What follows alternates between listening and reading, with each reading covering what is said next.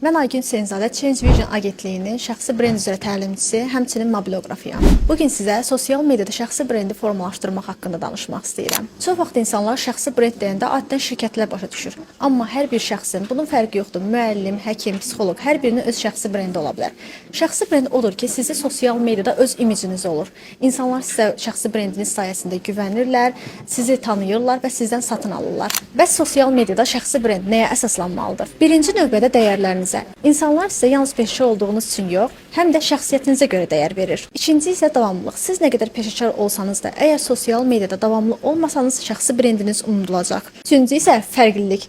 Yəni sosial mediada sizi başqalarından fərqləndirən nədir? İnsanlar niyə məhz sizi seçməlidir? Bunun cavabını öz şəxsi brendinizdə mütləq şəkildə göstərməlisiniz. Ona görə də bugün sosial mediada atdığınız hər bir addım gələcəkdə sizin brendinizin təməlini qurur. Əgər sosial mediada öz şəxsi brendini bizimlə birlikdə qurmağa hazırsansa, o zaman bizimlə əlaqə saxla.